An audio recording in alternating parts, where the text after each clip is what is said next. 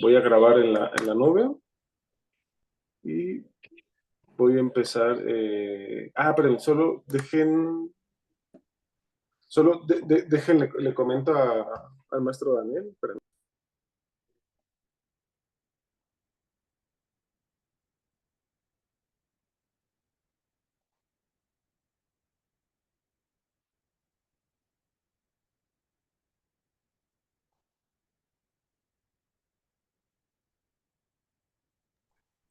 Ya, perdón, es que justo ya se está conectando el maestro Daniel Ortega, el coordinador, porque también les quiere dar la bienvenida, ¿no?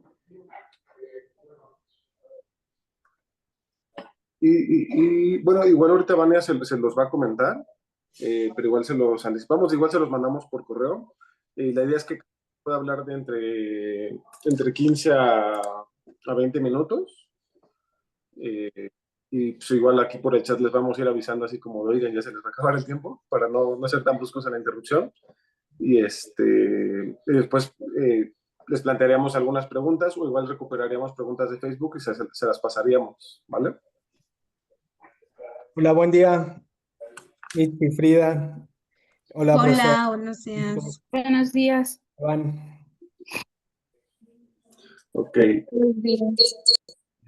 Ahorita yo cierro el micrófono. Entonces, en cuanto... bueno, voy a enlazar ya la sesión a Facebook, Dani.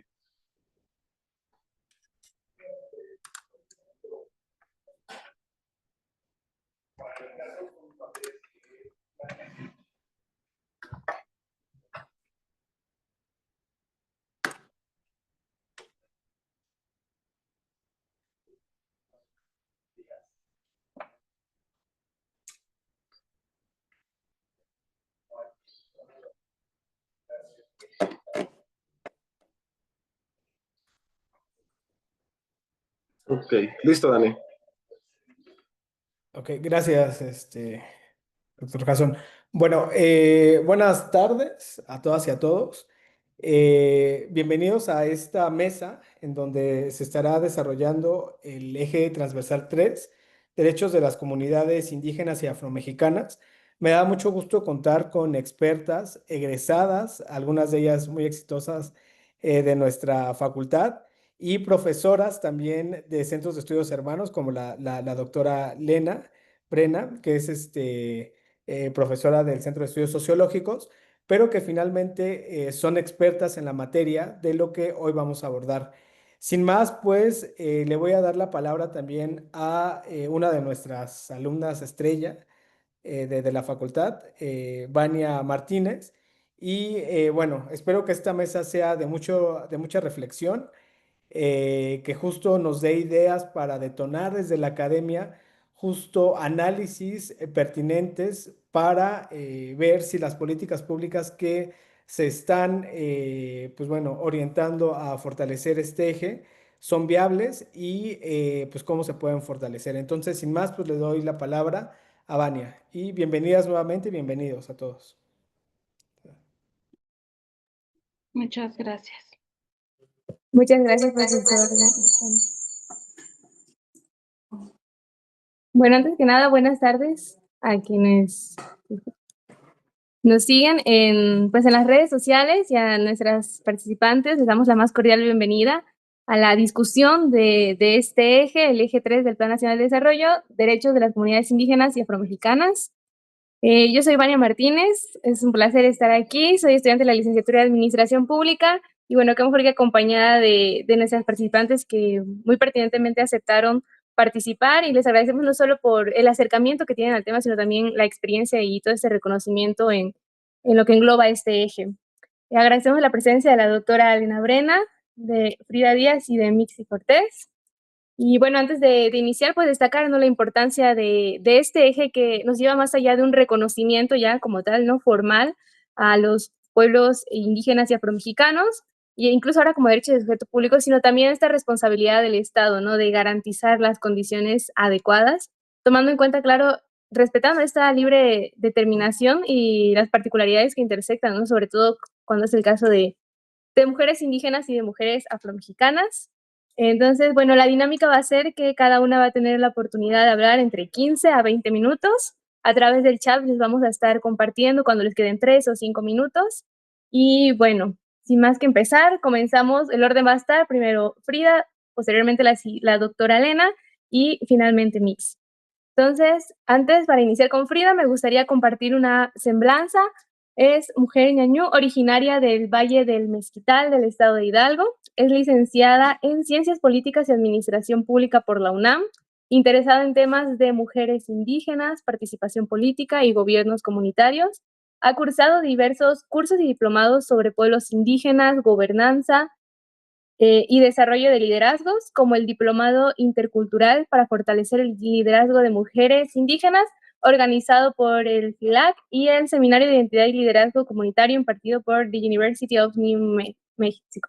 Cuenta con experiencia en el sector público y social en materia de pueblos indígenas, transparencia y participación política. Bajo el sistema normativo indígena de su comunidad, ha sido además nombrada para ocupar diversos cargos comunitarios relacionados a la gestión de los bienes comunes y ejercicio de sus derechos políticos. También es cofundadora del colectivo juvenil intercultural Nuestras Voces, un colectivo de jóvenes indígenas migrantes de la Ciudad de México, y actualmente es oficial del programa de mujeres indígenas del Instituto de Liderazgo Simón de Beauvoir. Entonces, sin más, le cedo la palabra a Frida para que dé este punto de partida de esta discusión. Hola, ¿qué tal? Buenos días a todas, todos. Muchísimas gracias por la invitación. Justo lo comentaba con el doctor Jason hace unos minutos, que me parecía muy relevante este esfuerzo que hace el CEAP por hacer estos análisis sobre el Plan Nacional de Desarrollo. Me parece que justo las reflexiones que podemos aportar desde acá son muy necesarias, y celebro también pues estos espacios en donde nos podamos escuchar. Entonces, pues eso, muchas gracias por la invitación, muchas gracias también a Mitzi y a la doctora Elena por participar. Y pues bueno, yo quisiera pues tener esta participación señalando 4 puntos muy específicos en cuanto a la reflexión justo sobre este eje transversal en el Plan Nacional de Desarrollo, que es el eje de derechos de las comunidades indígenas y afromexicanas. Y pues bueno, una primera reflexión que yo podría compartir es que a mí me parece que, pues bueno, que en este Plan Nacional de Desarrollo me parece que hay una eh, lectura y un reconocimiento muy distinto de los pueblos indígenas y afromexicanos respecto a por lo menos los últimos 2 planes anteriores, ¿no? Bueno, uno que fue del 2013 a 2018, había una lectura de los pueblos indígenas en donde eran una población objetivo, ¿no? Reconocían que, pues bueno, como pueblos indígenas enfrentaban más profundamente los efectos de la desigualdad, de la pobreza, de la discriminación, y pues bueno, tenían algunos acercamientos clave, ¿no? Por ejemplo, hablaban como desde la interculturalidad, y tenían muy claro al menos que pues debían de hacer una o debían de impulsar políticas también despegadas del asistencialismo, del tutelaje. Entonces, pues bueno, pero sin soltar esta visión como población objetivo. En el siguiente Plan Nacional de Desarrollo de 2019, me parece que hay como una lectura al menos de los pueblos indígenas. Bueno, y pues vale la pena mencionar que en el plan anterior, pues el pueblo afromexicano pues ni siquiera era mencionado, ¿no? Entonces fue hasta el siguiente Plan Nacional de Desarrollo en el que se empezó a hablar del pueblo afromexicano, en donde se empezó a hablar también, a reconocer al pueblo, a los pueblos indígenas y a los pueblos afromexicanos como, al menos como actores claves, y reconocían un poco por ahí, pues la participación. Sí, hacían un reconocimiento a la participación y a las aportaciones que podían tener los pueblos, que tenían los pueblos indígenas y afromexicanos. Algo muy importante también en este es que empieza a haber o empieza a reconocerse también el derecho a la consulta. Por ejemplo, ahí en ese momento se hablaba, cuando hablaban del tren interoceánico, hablaban, ¿no?, como de un proceso de consulta. Pero, pues bueno, o sea, eso, como que reconociendo a los pueblos indígenas y afromexicanos como actores, como un actor más de, pues, en el Plan Nacional de Desarrollo. Y me parece que en este Plan Nacional de Desarrollo hay un reconocimiento mucho mayor, no solamente como actores clave, sino justamente como sujetos y sujetas de derecho, ¿no? Me parece que hay un reconocimiento, justamente el reconocernos como un reconocer nuestros derechos como un eje transversal, me parece que habla de un cambio en la lectura y en el reconocimiento de los pueblos indígenas. Hay un reconocimiento importante en cuanto al derecho a la consulta, en cuanto a términos de territorio, en cuanto a términos también de una consulta nacional, como fueron los foros indígenas.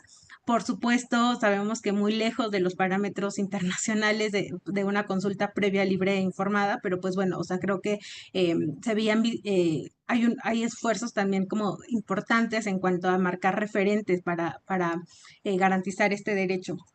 Y pues bueno, a mí me parece que este cambio de lectura y este cambio de reconocimiento, por una parte tiene que ver con quizá una voluntad política, pero me parece mucho más importante, tiene que ver con justamente un reconocimiento a las luchas y a los movimientos que los pueblos indígenas y afromexicanos han impulsado históricamente, ¿no? O sea, justo el esfuerzo, por ejemplo, el movimiento, la incidencia que tuvo el pueblo afromexicano en 2020 para que fueran reconocidos en el censo del INEGI de 2020, o sea, me parece que justo, y bueno, y de todas las luchas impulsadas en términos de defensa del territorio, en términos justo de consulta, en términos de mujeres indígenas, me parece que justo habla de... pues de que todas estas luchas que han impulsado históricamente los pueblos indígenas y afromexicanos, pues tienen un reconocimiento en este Plan Nacional de Desarrollo, justo como pues eso, como un esfuerzo, una deuda histórica, incluso así lo menciona en alguna parte del Plan Nacional de Desarrollo, una deuda histórica de el Estado hacia los pueblos indígenas. Y me parece que ese es como un primer punto como relevante, el cual como hay que analizar o hay que señalar. Em, Pasando, una segunda reflexión es sobre cómo, qué implica entonces que los derechos de los pueblos indígenas y afromexicanos, o esa intención por transversalizar más bien los derechos de los pueblos indígenas y afromexicanos, porque justo pues ahí en cómo es que se materializa y cómo es que se concreta esta transversalización es en donde nos podamos dar cuenta también cuáles son los... pues el compromiso real también con esta deuda histórica, ¿no? Y pues bueno, a mí me llama mucho la atención que en cuanto a los ejes, por ejemplo, de gobernanza, de desarrollo, de economía, me parece que hay importantes reconocimientos de las demandas históricas también que han tenido los pueblos indígenas, por ejemplo, en términos de participación, de representación, de pluralismo jurídico, en cuanto también hay un importante cambio también, por ejemplo, en cuanto al ejercicio de los recursos federales, etcétera, pero me parece, no me parece, más bien me parece grave o me parece importante señalar que en cuanto al eje de desarrollo sostenible, me parece por una parte que si bien hay estrategias puntuales como a lo largo del Plan Nacional de Desarrollo, me parece que pues en un primer inicio o en una primera lectura pareciera que los pueblos indígenas no y el pueblo afromexicano no tiene una participación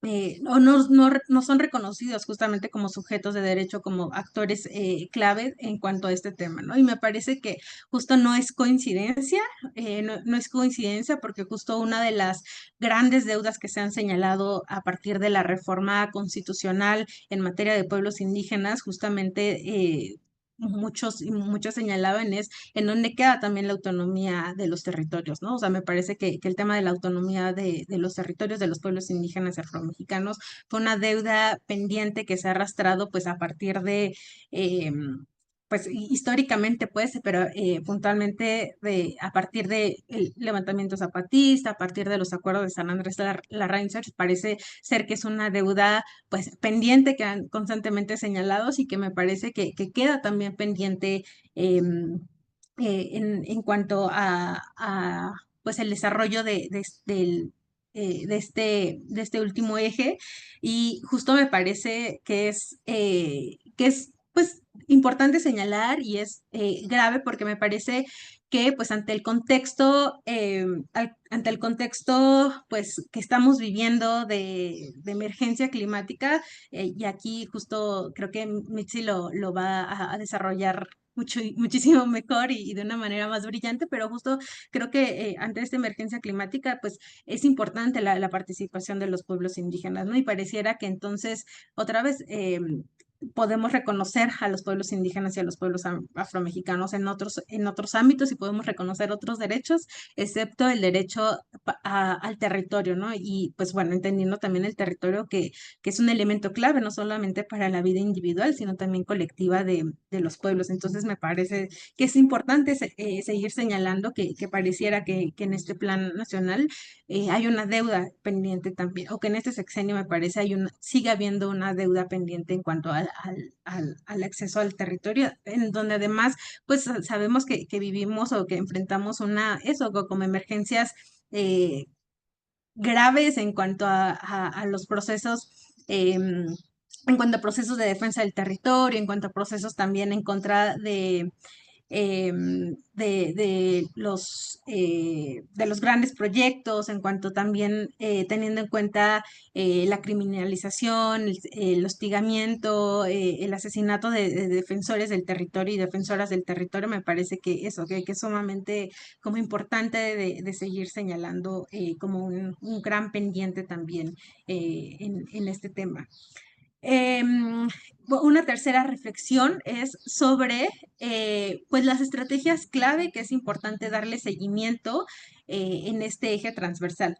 Me parece que otra vez que hay avances en cuanto al reconocimiento de muchas luchas de los pueblos indígenas y afromexicanos. Por ejemplo, me parece relevante justo este reconocimiento que hacen pues a las aportaciones que hacen los pueblos indígenas y afromexicanos a una nación pluricultural, el reconocimiento también de las desigualdades estructurales, de exclusión, de discriminación, y también me parece importante pues señalar ahí pues que reconoce los efectos diferenciados de esto específicamente a los cuerpos de las mujeres indígenas y afromexicanas, ¿no? Esto me parece relevante que esté al menos reconocido en un plan, en un documento como este. Y me parece que hay, al menos puedo mencionar 5 estrategias clave que me parece importante darle seguimiento durante este periodo, porque me parece que son claves ante el contexto que vivimos, pero también son esas deudas que siguen pendientes. Por una parte, me parece que la estrategia la primera estrategia tiene que ver con la implementación de la Ley General de Derechos de Pueblos Indígenas y Afromexicanos, una ley que al día de hoy se está discutiendo y me parece que justo pues el reto de los próximos años es ver pues cómo queda esa ley y cómo se implementa también esa ley y cómo se materializa. Me parece que hay una estrategia a la que es importante darle seguimiento. La siguiente tiene que ver justo con la armonización de esta ley a nivel federal, estatal, municipal y también en los gobiernos comunitarios, porque por supuesto que va a cambiar las dinámicas de las propias comunidades, va a cambiar la dinámica, entonces habrá que ver también pues cómo se armoniza. Tiene que ver, hay otra estrategia por ahí que tiene que ver justamente con consolidar la autonomía de los pueblos indígenas y acá me parece otra vez que es importante ponerle ojo y ponerle atención porque lo que sucede muchas veces es cuando se repite una palabra constantemente, hay el riesgo como de vaciar ese concepto y de quitarle como lo transformador que pudo tener como ese concepto cuando en el surgimiento, ¿no? Y esto me parece que pasa o puede pasar o ha pasado con muchos conceptos como perspectiva de género, interseccionalidad, participación ciudadana, que de pronto en su surgimiento habla justo de una transformación o una capacidad transformadora, pero de repente cuando se usa, se desgasta, se vacía ese concepto y entonces termina perdiendo como, pues, eso, como la capacidad transformadora y me parece que cuando se nombra constantemente también la autonomía de los pueblos, pues hay que tener cuidado, hay que poner atención en justamente no terminar vaciando también ese concepto que es clave además para la vida de los pueblos indígenas y afromexicanos. Una cuarta estrategia que me parece que hay que darle un seguimiento también muy importante es otra vez esto que tiene que ver con la consulta.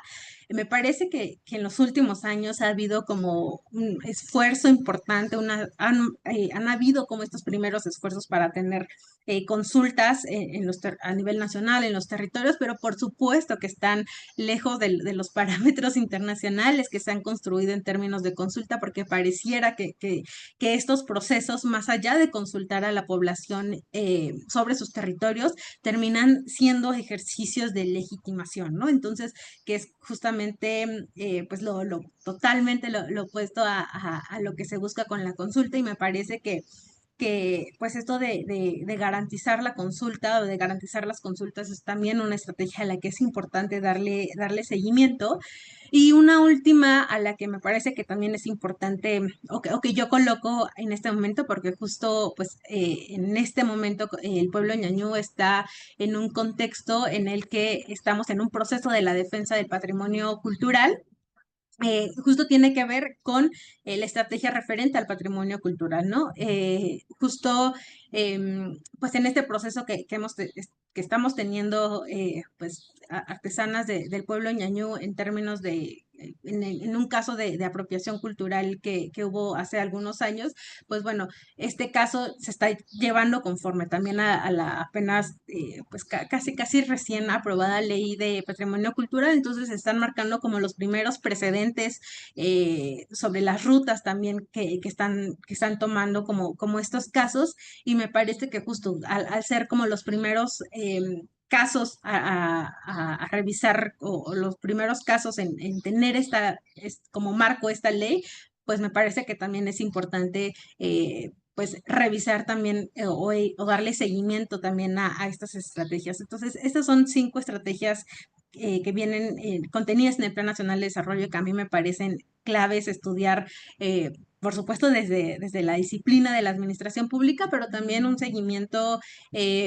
pues, político sobre estos temas pues para garantizar que justo cumplan con garantizar los derechos de los pueblos indígenas y afromexicanos, y con reconocer otra vez las luchas que han impulsado.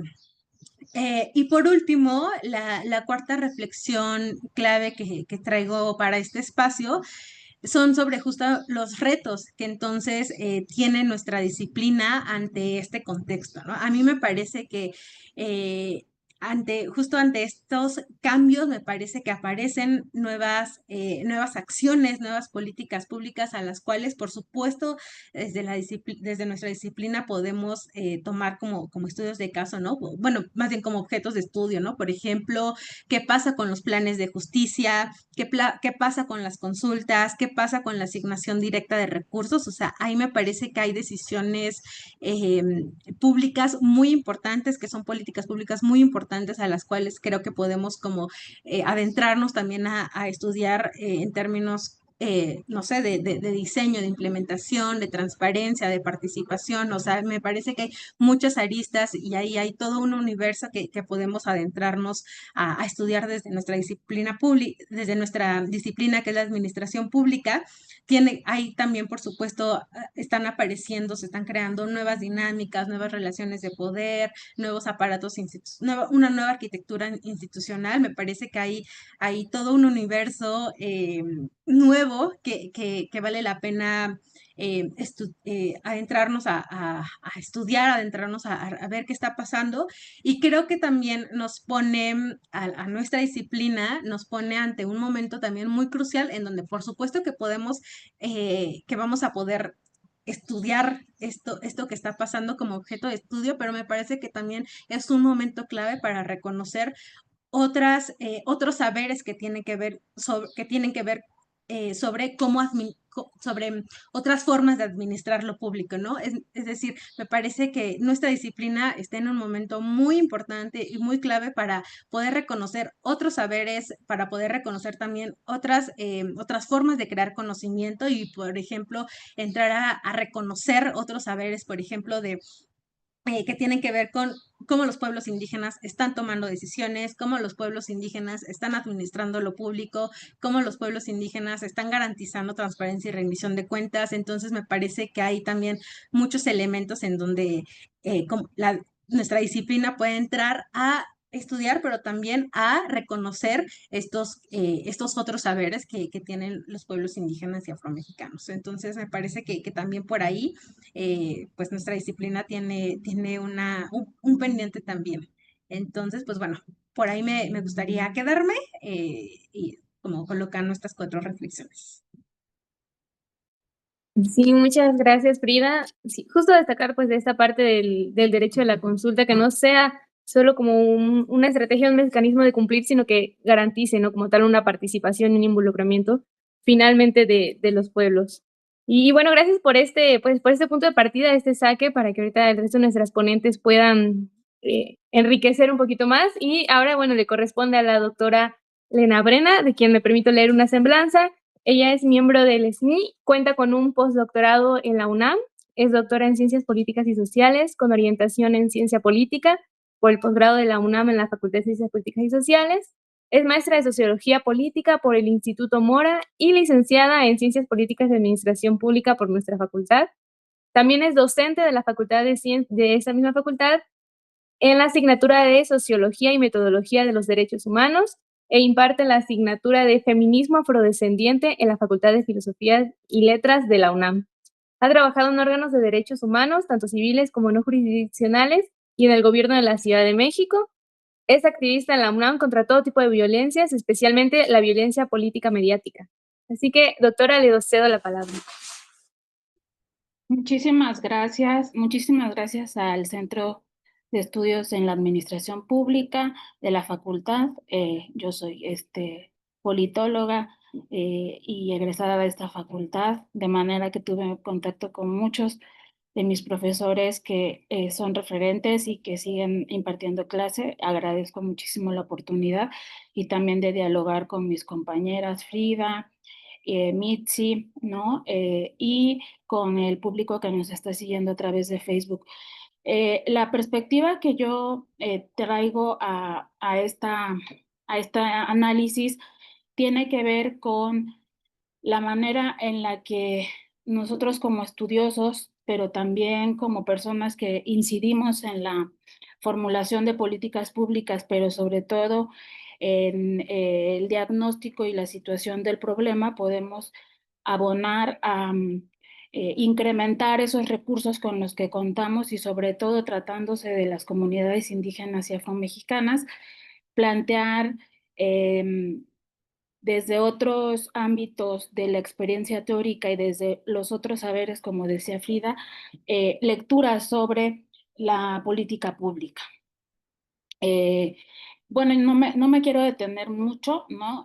Sí decir, en el eje transversal, creo que quien está interesado lo puede checar ahí en internet, pero les voy a dar algunas de las cosas que a mí me llamaron la atención, pero decir que cada política pública debe centrarse en la situación de las personas que deben ser tomadas en cuenta desde un enfoque acumulativo, sin querer identificar una sola fuente de opresión, ¿no? En la actualidad, para hablar de las comunidades indígenas y afromexicanas, se recurría mucho a la concepción de discriminación, y esta fue una concepción dominante por mucho tiempo, tanto en la política pública como en los discursos del Estado y del gobierno. Esto, de alguna manera, para quienes han criticado el uso del concepto de discriminación frente al de racismo, seguía imponiendo una visión normativa sobre la sociedad y perpetuaba el status quo. Yo les voy a dar, quiero ser muy breve porque por el tiempo, pero algunos datos del censo para tener esta referencia a quién nos estamos refiriendo, ¿no? El censo del 2020 identifica que hay más de 7 millones de hablantes de alguna lengua indígena, del cual más del 50% son mujeres. Y hay 23 millones, más de 23 millones de personas que se autoidentificaban. Es importante la distinción de la autoidentificación versus la de el hablar una lengua. Por otro lado, está también los 2.500.000, más de 2.500.000 de personas que se identifican como afrodescendientes o afromexicanas, que también fueron contadas en este censo, y de ese total también más del 50% son mujeres, ¿no? Para checar como muchos de estos datos y de esta información desagregada, yo les recomiendo pues los datos estadísticos del INEGI, de muchas organizaciones de la sociedad civil. Justo me encontraba leyendo un informe de Católicas por el Derecho a Decidir, junto con algunas otras organizaciones, que es este informe de las identidades entrelazadas, las capas de la violencia basada en género, porque ese es un tema que quiero abordar adelante. Las mujeres indígenas tienen un porcentaje de analfabetismo del 7.3 en comparación con las no indígenas, y de acuerdo a la encuesta nacional sobre dinámica de las relaciones de los hogares, tienen el 67.7 de indicación de que en su vida han sufrido algún tipo de violencia, ¿no? En el caso de las mujeres afromexicanas, la cuestión del analfabetismo también se da. Ellas tienen un promedio de escolaridad de 9.8 años. Sin embargo, la violencia no se encuentra tan medida como en el caso de las mujeres indígenas. O sea, no hay datos de porcentuales de cuál es el tipo de violencia más sufrida por las mujeres afromexicanas. Sin embargo, en el 2022, la encuesta nacional sobre discriminación las ubica como el segundo grupo más discriminado en México, después de las diversidades sexuales, en buena medida por los estereotipos asociados a sus rasgos físicos y tonos de piel. Yo, como parte del aparato teórico que pongo en la mesa para la consideración de los administradores públicos que hacemos o que hacen política pública, o que en algún momento hemos estado haciendo política pública, es también ver y recurrir a un aparato teórico que nos sirva para plasmar, si no de manera realista, la situación por la que atraviesan las poblaciones, y desde una mirada crítica. México ha atravesado por una historia, ¿no? Que tiene que ver con el tratamiento a las poblaciones indígenas, en donde, de acuerdo, por ejemplo, a varios especialistas, y yo voy a citar aquí a Mónica Moreno Figueroa, ha tenido una serie de distractores y de confusiones para tratar de ocultar el racismo antinegro en México. Uno, que tiene que ver con lo atractivo que ha resultado para la academia y para las políticas públicas y para el discurso en nuestro país, de la cuestión del mestizaje. El señalar que todos somos mestizos borra los marcadores identitarios de lo indígena y de lo negro, ¿no? Esta cuestión de lo indígena ha dificultado el derecho a las personas a autoidentificarse como indígenas o como afromexicanos, o a autonombrarse como indígenas mexicanos. Ha sido muy cuestionado que en los censos incluso hay poca gente que declare pertenecer a alguno de estos grupos de población por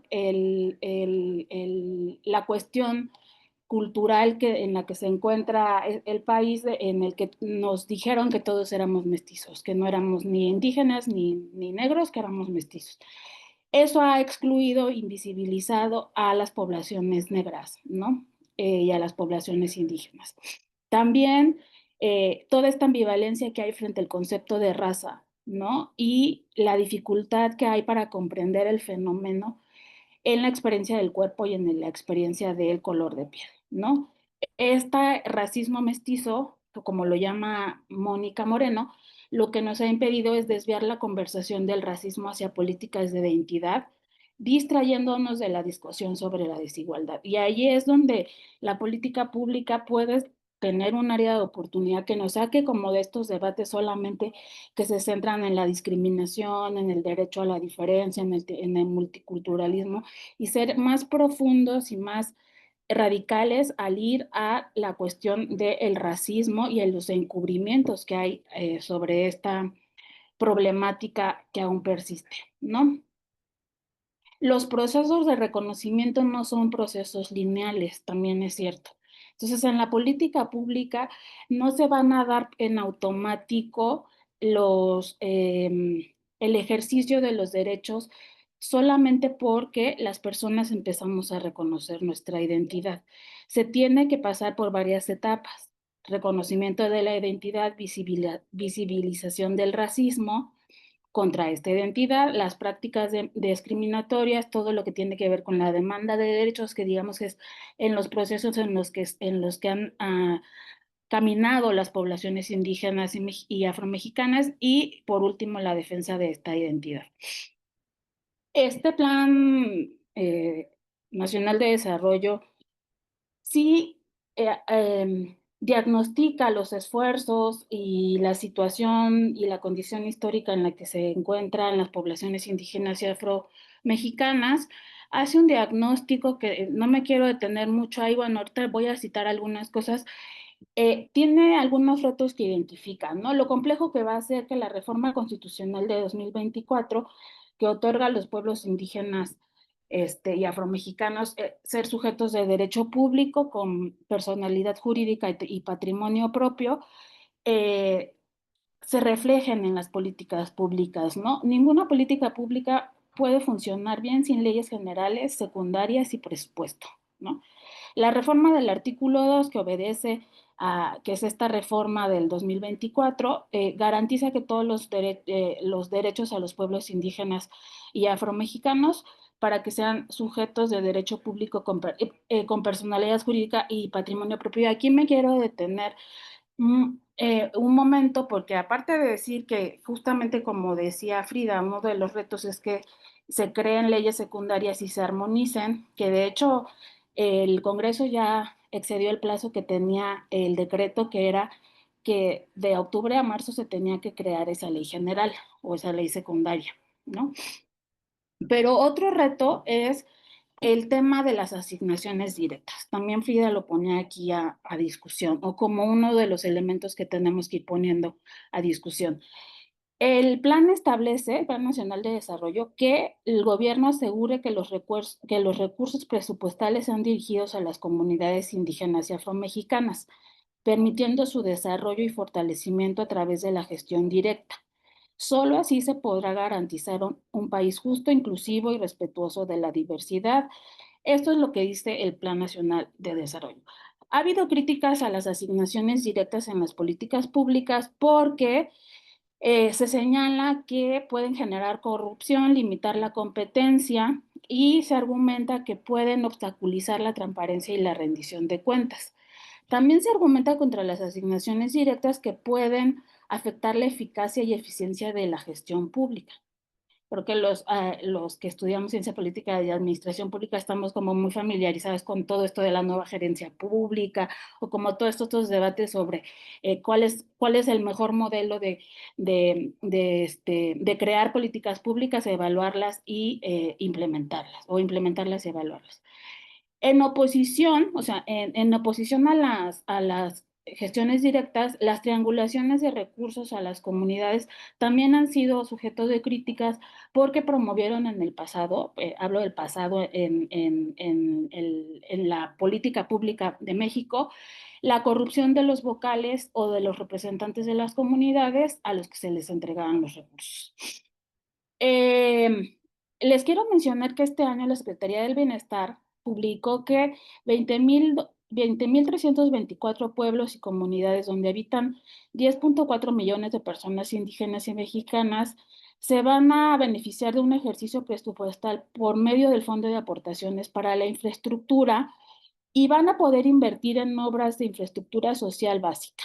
Este fondo, que sus siglas son FAISPIAM, tiene un monto de 12,374,279,000 pesos, que es lo que se va a ejercer. ¿Qué problema veo yo con este ejercicio presupuestal? Que ya están asignándole recursos a 12 programas que ya existen y tiene ventajas y desventajas. Estos 12 programas, se los voy a enumerar muy rápido, son programas que ya existen. Son programas como el de reconstrucción y conservación de carreteras, provisiones para el desarrollo de trenes de pasajeros, desarrollo, modernización y rehabilitación de infraestructura y comunicaciones, libros y materiales educativos, servicios de educación superior y posgrado, expansión de la educación inicial, programa de vivienda social, pensión mujeres del bienestar. Lo pueden checar en las páginas de la Secretaría del Bienestar y también del INPI. ¿Qué ventajas tiene esto de la gestión directa, no? Por medio de estos programas que ya existen y por tanto los mecanismos de implementación y evaluación ya están institucionalizados, o sea, ya se puede saber quiénes son los padrones de beneficiarios, cómo se pueden monitorear, cuánto se les dio, cómo se les dio, y puede romper estas cadenas de corrupción de intermediarios que antes no les hacían llegar los recursos a los beneficiarios. ¿Qué desventajas veo? Y aquí es muy importante. Veo la desventaja que no se le está dando el dinero a las comunidades para que ellas decidan en qué invertir o gastar, como se hace, por ejemplo, con los presupuestos participativos. O sea, ya les están diciendo, tienes 12,374 millones, pero los puedes gastar o se van a gastar a través de estos programas que ya existen y que administran y gestionan las secretarías del bienestar o otras instituciones de la administración pública federal. No se está ejerciendo entonces la práctica del derecho de los pueblos indígenas y afromexicanos a ser sujetos de derecho público, como mencionábamos antes, que es una de las reformas que se dieron a raíz del artículo 2, del cambio del artículo 2 constitucional, en mi opinión. Tú les estás diciendo, te voy a dar te voy a dar recursos, pero te voy a decir cómo gastarlos, en lugar de que las comunidades indígenas y afromexicanas sean las que decidan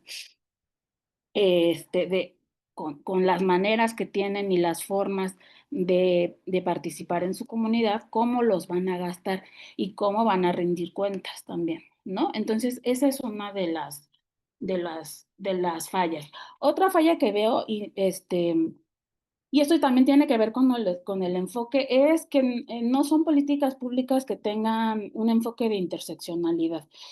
Desafortunada o afortunadamente, digo, el concepto y el enfoque de la interseccionalidad se ha puesto mucho de moda.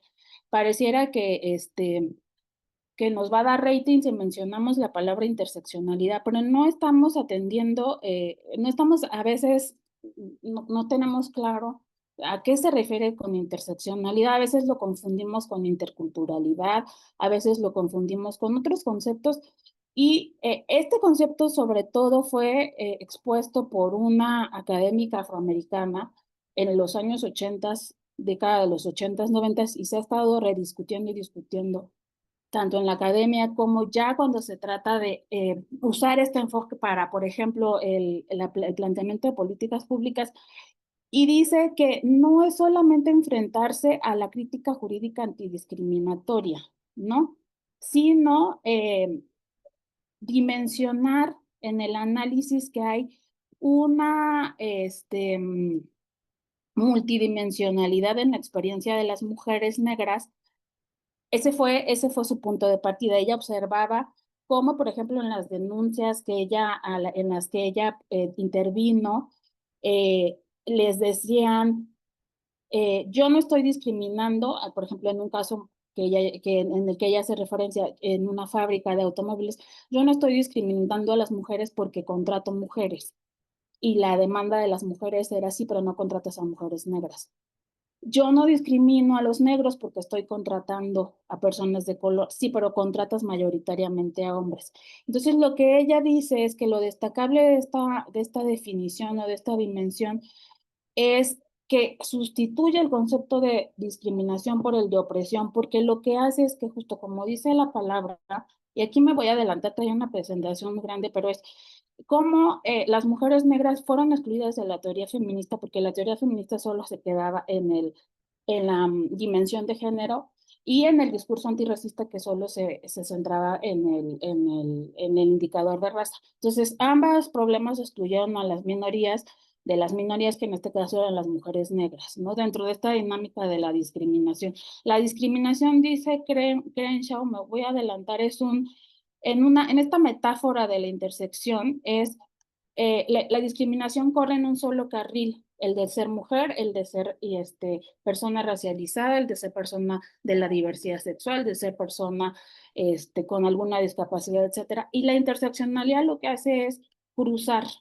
Por eso la metáfora de la intersección es como viene un coche y se intercepta, ¿no?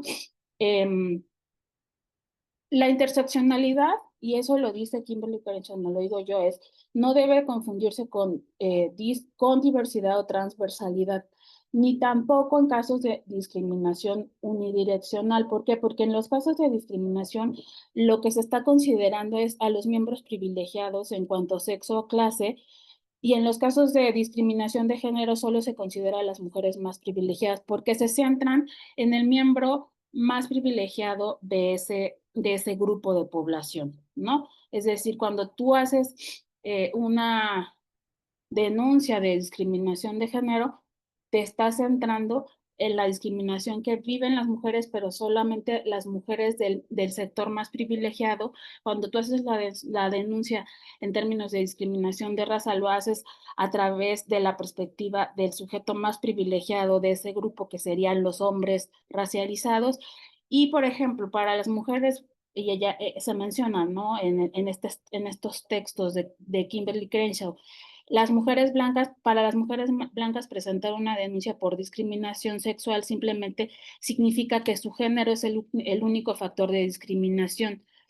Para ellas no es necesario hablar de discriminación por ser mujeres blancas, porque su color de piel no contribuye al daño que buscan reparar, ¿no? Esta analogía de la intersección, que decía que es como de vehículos que vienen en todas dimensiones, y la discriminación es solo el tráfico que se mueve en una línea, ¿no?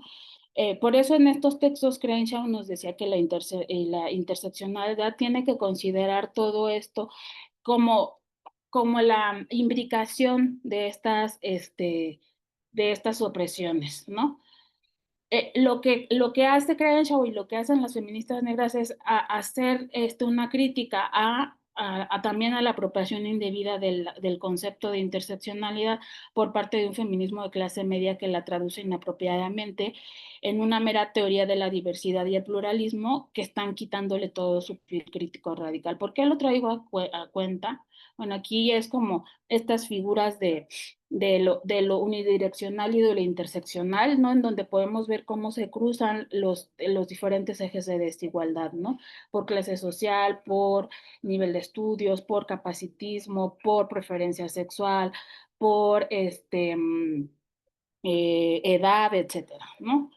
Eh, Ahora, yo lo que creo, la reflexión que me lleva a mí, haciendo como toda esta lectura desde la perspectiva y enfoque interseccional, es que le hace falta incorporar a sus políticas el enfoque interseccional. A mí muchos me dirán, bueno, pero si apenas estamos avanzando en el enfoque del reconocimiento de la identidad, pues avanzar hacia el enfoque de la interseccionalidad nos va a costar mucho, ¿no? Pero creo que si ya se está usando el concepto, hay que usarlo bien, ¿no? No se puede conceptualizar solo la pobreza y la exclusión de las poblaciones afromexicanas e indígenas, sin observar la categoría de género. En el Plan Nacional de Desarrollo se menciona muy tímidamente el tema de género, ¿no? Y de hecho en los programas que les mencioné, ¿no? Que ya son programas que son parte de la administración pública, solamente se menciona en el caso de mujeres el tema de pensión de mujeres para el bienestar.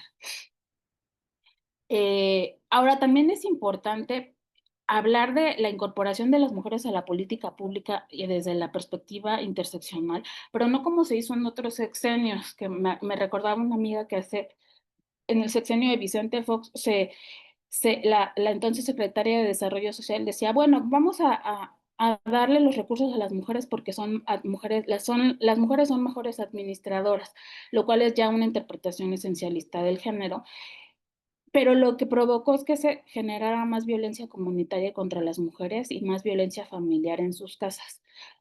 ¿Por qué? Porque ellas eran las que administraban recursos, entonces las amenazas, todas estas vulnerabilidades se acentuaron y además perpetuaba la carga de cuidados, ¿no? Entonces esperemos que esto no se reproduzca en la ejecución de planes y programas. Por último, yo también quisiera hacer mención que tanto en el Plan Nacional de Desarrollo como en los de diversos instrumentos de la administración pública que se han creado para atender a estas dos poblaciones, es importante lo siguiente, ¿no? Todos sabemos que lo que no se nombra no existe, ¿no? Tanto el INPI como los planes y programas de la Secretaría de Bienestar y del Instituto Nacional de los Pueblos Indígenas se refieren solamente a la población indígena, nominalmente. No se trata de lo mismo poblaciones indígenas y poblaciones afromexicanas, sin embargo no se les nombra y se les equipara. Y si uno ve el nivel o sea, si uno ve los planes y programas, verá que hay más planes y programas dirigidos a la población indígena que a la población afrodescendiente. Tampoco se puede, no se puede ver el tema de género si no se complejiza en los contextos e indicadores presentes en la identidad de la mujer que es víctima de violencia en todos sus tipos. Por eso les hacía mención yo de lo anterior, ¿no? Cuando tú le das recursos, como en otros sexenios se hizo, a las mujeres las exponías a situaciones de violencia, lo cual en la actualidad no está muy alejado que pueda seguir sucediendo. Cuando tú le das recursos a los pueblos y comunidades indígenas o afromexicanas, también hay que evaluar qué tanto se están dejando vulnerables a los caciques, al crimen organizado, porque ahora van a tener recursos. Entonces, qué tanto también estas poblaciones van a estar, digamos, vulnerables ante estas amenazas, ¿no? Decía, ¿no? La instancia del Ejecutivo se llama Instituto Nacional de los Pueblos Indígenas, sus programas y acciones están enfocados a pueblos indígenas. Sí se menciona a pueblos afromexicanos, pero de manera muy marginal.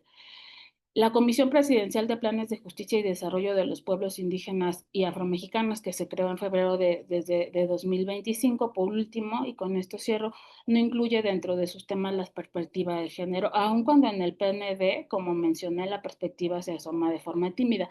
Estos son los temas que se van a atender por parte de la Comisión: autonomía, gobierno, jurisdicción, desarrollo, salud, y no se menciona cómo se va a introducir la perspectiva de género, ¿no? Entonces, bueno, yo creo que traté como de identificar retos y oportunidades y algunos temas que me parecieron un buen avance por parte de este eje transversal. Y algunas cuestiones que me parecen en las que debemos seguir apuntando, ¿no? Como romper esta cadena de corrupción, como visibilizar no solo a una población, sino a la otra también, y cómo volver a los pueblos indígenas y afromexicanos como sujetos de derecho público realmente en la cuestión de su autonomía, autonomía técnica y de gestión y presupuestaria que ya le está dando la propia Constitución al reconocerlos en esta reforma constitucional. Entonces, bueno, les agradezco mucho, estaré muy al pendiente de sus preguntas, de sus comentarios, de sus críticas y espero que mi exposición haya servido. Muchísimas gracias. Muchas gracias, doctora. Sí, sin duda es parte fundamental, ¿no? Mencionar este claro reconocimiento, pero que también hay desafíos y retos, ¿no?, que siguen persistiendo en esta, por ejemplo, en materia presupuestal, como lo comentaba, cómo vamos a garantizar esta determinación si ya existen los programas a los que se va a asignar como tal el presupuesto, ¿no? Entonces, pues creo que es algo que vamos a poder comentar ahorita en el área de preguntas. Y bueno, ahora es turno de Mixi Violeta Cortés, de quien me permito leer una semblanza. Ella es coordinadora de Hackeo Cultural, un espacio dedicado a la educación ambiental y la comunicación estratégica para la defensa del territorio. Ha sido profesora adjunta en la Facultad de Ciencias Políticas y Sociales de la UNAM, fue coordinadora del primer Congreso Estudiantil de Administración Pública y del Seminario de Titulación Gobierno, Medio Ambiente y Sociedad. Asimismo, ha participado en eventos nacionales e internacionales en temas de justicia climática y pueblos indígenas, tales como la Conferencia de las Naciones Unidas sobre Cambio Climático y el Foro de Juventudes del Consejo Económico y Social de la ONU. Así que, Mixi, puedes comenzar para seguir enriqueciendo esta discusión. Muchas gracias por la presentación y pues por la invitación a compartir algunas reflexiones en este espacio. Voy a compartir pantalla y espero que puedan verla bien. Igual me avisan. Bueno, pues un poco les comparto que pues me dio mucho gusto poder como responder a esta invitación acerca de pues poder hacer un análisis, ¿no?, de este eje transversal de pueblos indígenas y comunidades afromexicanas que está dentro del Plan Nacional de Desarrollo. Y para eso pues yo les voy a contar un poquito también acerca de lo que es hackeo cultural y un poco cuáles son estas nociones que tenemos también acerca de las narrativas, porque van a ser algunas de las herramientas que voy a utilizar para mi análisis. Bueno, hackeo cultural es un equipo de trabajo ahora, pero también es una metodología y un conjunto de herramientas que son de código abierto y que fueron creadas especialmente para movimientos sociales que están trabajando sobre el cambio cultural. Entonces, pues algo de lo que parte esta metodología es la importancia que tienen las narrativas. Y las narrativas pues son un conjunto de historias relacionadas entre sí y que pues son sistemas que también tienen lógicas, valores, metáforas, sentidos comunes que nos permiten entender y actuar en el mundo, ¿no? Entonces, las narrativas dan paso a crear sentidos y también pueden dar paso a cambios estructurales o a seguir reproduciendo pues esos mismos problemas estructurales que tenemos. Entonces, bueno, entendiendo que pues estas narrativas son pues este conjunto de sentidos comunes que tenemos, algo que me parece y que me parecía relevante poder traer a este espacio es el preguntarnos, bueno, ¿quiénes posicionan narrativas, no? Y nosotros hablamos que el Estado también es un ente que posiciona narrativas, así como lo hacen también distintos actores.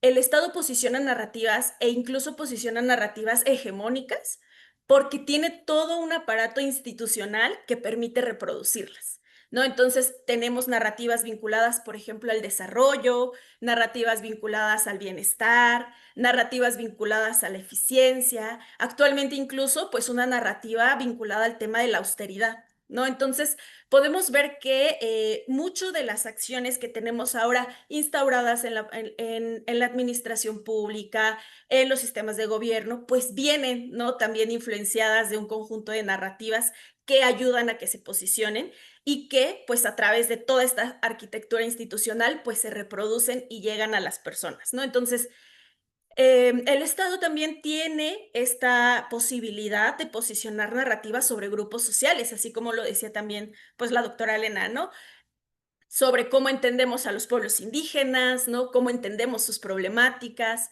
cómo entendemos a las mujeres, cómo vemos las políticas que deben de ir a estos grupos sociales, ¿no? Entonces, hay una vinculación entre pues la cuestión de posicionar narrativas y pues el propio Estado y su arquitectura institucional, ¿no? Entonces, un poco lo que yo traigo a este espacio es pues poder pensar también este análisis de narrativas dentro de la política pública, ¿no? Estamos hablando, por ejemplo, del Plan Nacional de Desarrollo. Es un documento que va a guiar las políticas, los programas que se van a implementar en los próximos 5 años. Aún no podemos saber cuáles son las cosas que va a traer, los programas en específicos que se van a crear, pero de cierta forma pues nos marca como un horizonte, ¿no? Como una guía para que se creen todos esos programas. Entonces, parte importante de esto es entender que los lenguajes, que la narrativa que se plasma en documentos como el Plan Nacional de Desarrollo, también nos muestra, por un lado, pues sí, una parte como técnica, ¿no? Porque nos ponen indicadores, nos ponen metas, pero también nos marca un sentido político. Es decir, detrás de este documento, detrás de estos objetivos, de estas estrategias, pues también hay principios, también hay estructuras sociales, también hay sentidos comunes que se reproducen y también existe la posibilidad de reforzar desigualdades, de reforzar sesgos o incluso pues de promover pues la diversidad, ¿no? Lo pluricultural y demás, ¿no? Entonces, digamos que un poco lo que quiero centrar con esto es que, pues si bien si es un documento técnico de la administración pública, pues también tiene esta otra parte política de principios y de sentido que va a guiar las acciones de los próximos años. Entonces, de las herramientas que tiene Hackeo Cultural para poder entender las narrativas, hace algo que me parece como también muy interesante, que es algo que es entender que las narrativas funcionan como un iceberg. Y un iceberg tiene una parte que es visible y una parte que no es visible. Entonces, las narrativas también tienen una parte visible, es decir, pues las historias que escuchamos, en este caso, este documento, ¿no? Que es algo que todas podemos leer, que vamos a leer lo mismo, que ocupa un lenguaje específico, ¿no? Pero también tiene una parte oculta. Entonces, el iceberg usualmente se ve el pico, pero abajo del agua también continúa el iceberg, ¿no? Entonces, un poco las narrativas es lo mismo. Tiene una parte visible, les decía, en este caso, el documento, las políticas, los comunicados que saca el gobierno, pero también tiene una parte invisible. Y esa parte invisible quiere decir, es todo lo que hay atrás de eso. ¿Qué hay atrás de decir pueblos indígenas?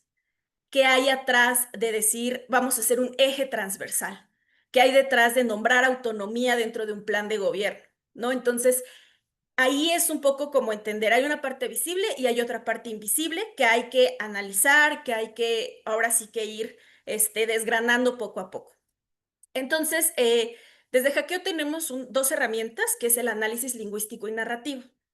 Entonces, el análisis lingüístico nos ayuda a entender la parte visible, el lenguaje, ¿no? O sea, tal cual el documento como está escrito. Entonces, para hacer este análisis, lo que vamos a ocupar son estos elementos. Los verbos, que nos permiten pues conocer cuáles son las acciones que se nombran, cuáles son los procesos, o sea, un poco como qué es lo que hay en este documento respecto a los verbos, ¿no? Los sujetos y los objetos. ¿Quiénes son los sujetos activos dentro de este documento? ¿Quiénes son los objetos? Es decir, sobre quién se va a actuar. Las imágenes evocadas. ¿Qué nos evoca el lenguaje? Y aquí entra un poco esta parte quizá un poco más interpretativa, ¿no? El análisis lingüístico no se va a la definición jurídica del concepto o a la definición académica del concepto, sino a qué nos evoca, ¿no? O sea, una imagen es, o sea, ¿qué te evoca cuando si te están diciendo economía verde? ¿Qué imágenes se le van a venir a la gente a la mente? ¿No? Entonces, es un poco, ese es el ejercicio. Suposiciones ocultas. Es decir, vamos a tratar de inferir qué es lo que nos están queriendo decir con ese lenguaje. Después vamos a hacer un análisis narrativo, que es lo que les contaba de la parte que no es tan visible, ¿no? Es decir, que hay atrás de todo ese lenguaje. Y para poder hacer este análisis narrativo, lo que vemos es que vamos a enfocarnos en 4 aspectos principales. La lógica, que es cuáles son los sistemas de creencias y sentidos comunes, esas que asumimos y no cuestionamos, que están atrás de ese mensaje. ¿Cuál es la ideología? Porque pues todos estos documentos, todas estas cosas tienen también atrás una ideología. ¿Cuáles son esas estructuras de ideas, de conceptos que nos permiten crear un marco de significados, ¿no? Y vamos a enfocarnos también en ver si hay algunas metáforas, ¿no? Si se juega un poco con el lenguaje y cuáles son los encuadres, que serían como estos marcos amplios que nos permiten entender lo que se nos está presentando, ¿no? Entonces, el encuadre como que trata de integrar todo el análisis anterior para poder tratar de ver desde un punto de vista coherente lo que se nos está presentando. Bueno, esto es un poco quizá difícil de entender si es la primera vez que lo ven o que se acercan al tema de las narrativas, pero lo vamos a ir viendo específicamente aplicado al Plan Nacional de Desarrollo y específicamente sobre el eje de pueblos indígenas y afromexicanos. Entonces, bueno, pues el Plan Nacional de Desarrollo comienza, y aquí es interesante ver por qué hay que centrarnos en las narrativas cuando también analizamos este documento. El documento comienza mencionando los 100 compromisos para el segundo piso de la transformación. Comienza mencionando la idea de las 14 repúblicas que también tenía Andrés Manuel, que son en realidad principios, ¿no? O sea, no estamos hablando de políticas, programas concretos, estamos hablando de principios.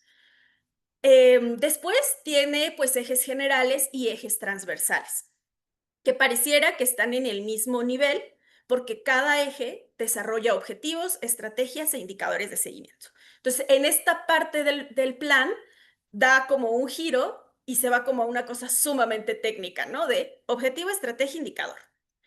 Entonces, los ejes generales, pues tenemos gobernanza con justicia y participación ciudadana, desarrollo con bienestar y humanismo, tenemos economía moral y trabajo, desarrollo sustentable.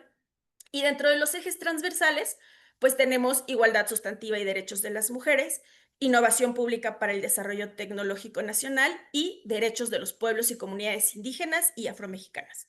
Entonces, esa es justamente la parte en donde nos vamos a centrar en este análisis. Y como les decía, pues cada uno tiene, pues ahora sí que objetivo, estrategias e indicadores, ¿no? Entonces pareciera que está como desde la administración pública, pues muy bien construido, ¿no? Porque tiene cuál es el objetivo al que va a llegar, cuáles son las estrategias, es decir, cuál es el camino que necesitamos tejer para llegar y cuál es el indicador de seguimiento para verificar que se haya cumplido ese objetivo, ¿no? Entonces, pues técnicamente está bien estructurado, ¿no? Tenemos que dentro de los grandes objetivos, pues creo que ya más o menos lo mencionaban las compañeras. Aquí puse como un resumen en realidad, pues la garantía del ejercicio efectivo de los derechos, lo que mencionaban de pues esta armonización legal, la creación de una ley general de pueblos indígenas y afromexicanos. Vienen planes de justicia y desarrollo regional, ¿no? Mencionando que pues los pueblos en coordinación con las autoridades, con instituciones, van a crear planes de justicia y desarrollo regional. Está esta parte de recursos presupuestales directos, que también ya lo comentaban las compañeras. Está también esta parte que tiene que ver con libre autodeterminación y autogobierno, ¿no? Que pues más va enfocado a poder pensar, y aquí se los voy a leer un poquito más, como que el Estado pues pueda asegurar el ejercicio pleno del derecho a las comunidades, ¿no? Respetando pues el tema de cómo se gobiernan en el ámbito social, económico, cultural, jurídico, ¿no? Y por último, bueno, perdón, en el objetivo 5 menciona la preservación del patrimonio cultural, que también comentaba un poco Frida. Y al final, pues el desarrollo integral, intercultural y sostenible. Entonces, como les decía, es un poco como un resumen también de estos objetivos, cada uno con sus estrategias. Y bueno, pues entonces como de forma general, eso es lo que plantea este eje. Y entonces ahora lo vamos a pasar, digamos, por el filtro de este análisis lingüístico y narrativo que les comentaba. Y vamos a empezar este análisis. Ay, espero que sí se estén moviendo las diapositivas. ¿Sí se están moviendo? ¿O están viendo la misma? Ah, sí. Ah, ya. Vale. Bueno, pues el análisis lingüístico del eje 3. ¿Qué nos dice de los sujetos? ¿Quiénes son los sujetos activos dentro de este programa? Los sujetos activos son el Estado mexicano, el INPI, el gobierno federal, las instituciones gubernamentales, los marcos jurídicos. ¿Cuáles son los verbos que utiliza? Y aquí, ojo, utiliza garantizar, asegurar, o sea, el Estado, las instituciones van a garantizar, van a asegurar, van a fortalecer. Ellos son quienes van a implementar, quienes van a diseñar quienes van a ejecutar, es decir, incluso son verbos de intervención. Ellos son quienes van a armonizar, ellos son quienes van a adecuar, ellos son quienes van además a reconocer, a respetar, ¿no? Que también nos muestra mucho esta visión de arriba hacia abajo, ¿no? Es el Estado el que las instituciones somos quienes decidimos, somos quienes tenemos la respuesta al problema público y vamos a ejecutar, ¿no? Entonces, esos son los verbos que aparecen dentro de este programa. ¿Quiénes son los objetos? Es decir, sobre quién vamos a actuar. Pues en los objetos están los pueblos y comunidades indígenas y afromexicanas. Sobre lo que vamos a actuar es sobre sus derechos, sobre lo que vamos a actuar es sobre sus territorios y sobre lo que vamos a actuar también es sobre su patrimonio cultural, ¿no? Entonces, eso ya también nos da una visión de cómo están entendiendo ellos este programa y este eje transversal, ¿no? Aunque se mencionen, justo como lo decía Frida, autonomía, libre autodeterminación, realmente a quienes están poniendo como sujetos, y ahí entra en contradicción totalmente con a pensar la autonomía, a quienes están pensando que va a ejecutar todo esto, pues justamente son las propias instituciones quienes van a llevar todo ese liderazgo. Pasamos un poco a pensar cuáles son esas imágenes que nos evocan, pues este lenguaje, ¿no? Que además pues tiene que ver mucho con un lenguaje jurídico, justamente vinculado también a lo que ya mencionaban de la reforma al artículo 2. Y bueno, pues hablamos de sujetos de derecho público, ¿no? Que son pues estas entidades jurídicas también como incorporadas al Estado. Recuerden que esto de las imágenes no es tal cual la definición del concepto, es más bien qué nos evoca ese concepto cuando lo leemos. Planes de justicia, que pues nos evoca también que esos planes de justicia no están pensados en términos de la justicia de los pueblos, nos evoca que son planes de justicia como programas del propio gobierno, ¿no? Armonización, es decir, hay una desarmonía actualmente, entonces vamos a armonizar, vamos a sintonizar con el sistema actual. Aparece coordinación, ¿no? O sea, hablar de, pues, una estructura jerárquica, burocrática que necesita coordinarse. Y aquí, bueno, no estoy viendo el chat, vale. Y aquí nos vamos a pasar a lo que son las oposiciones ocultas, ¿no? ¿Qué es lo que podemos inferir o qué hay detrás de este lenguaje? Lo positivo, podemos ver que hay una integración de los pueblos indígenas al sistema jurídico nacional, hay una modernización institucional en términos de crear todas estas leyes, programas, está la gestión estatal de los derechos indígenas. Y en lo negativo podemos encontrar que lo que no considera esto, pues es justamente la autonomía real fuera del marco estatal, los sistemas normativos propios de los pueblos que no necesariamente tienen una validación oficial.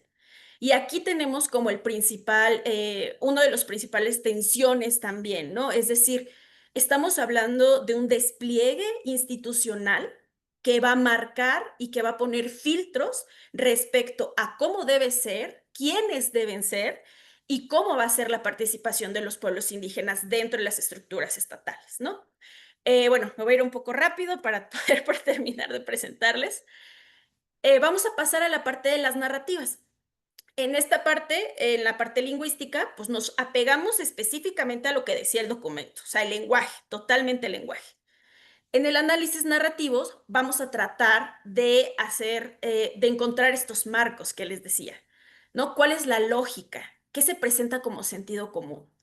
Los pueblos indígenas necesitan ser reconocidos por el Estado para existir legalmente.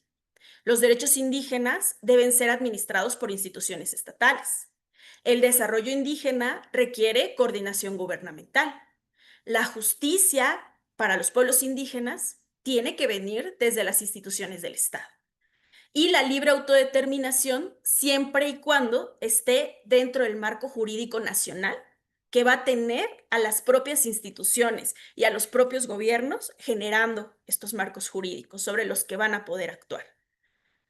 ¿Cuáles son algunas de las ideologías que están detrás también de este documento? Y aquí me parece súper importante también volver a retomar esta parte histórica de la relación del Estado con los pueblos indígenas, ¿no? No es la primera vez que el Estado busca absorber, cooptar narrativas y también absorber muchas de las propuestas y de los sentidos que han promovido las luchas indígenas dentro del Estado. La misma creación del Instituto Nacional de Pueblos Indígenas, la misma creación de muchas políticas indígenas, y aquí hay que recordar que esas mismas fueron las que después violentaron a los pueblos, son las que dan paso también ahora a una forma remasterizada de hacerlo. ¿Por qué?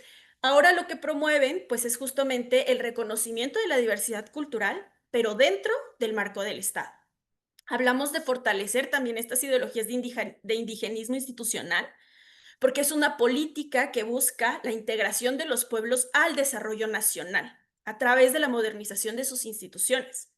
Porque tú no vas a poder no vas a poder tener autonomía si estás en contra del tren transísmico, que es de interés nacional, ¿no? Entonces, al final es todo lo que sea, pero dentro de mis propios marcos y dentro de todas estas leyes y esta arquitectura institucional que se va a desplegar. Ahora, el documento también nos muestra que continúa el paternalismo estatal. De nuevo se ve al Estado como tutor, como protector. Se hicieron los foros para el Plan Nacional de Desarrollo, pero lo que no nos dicen es que, por ejemplo, para la reforma del artículo 2 constitucional, también se hicieron foros. Y ojo, incluso fueron hechos por el propio INPI, y los resultados de ese proceso mencionaron que las asociaciones y las organizaciones indígenas que participaron querían 15 reformas a la Constitución Política de los Estados Unidos Mexicanos. 15 reformas. Eso no se retoma en el Plan Nacional de Desarrollo, ¿no? Entonces es como el foro que yo hago para esto sí, pero el otro foro que hiciste para eso no. Entonces continúa esta visión de paternalismo y sin reconocer cuáles son las visiones también y colocar principalmente a los pueblos como también personas que pueden también dirigir este tipo de propuestas, ¿no?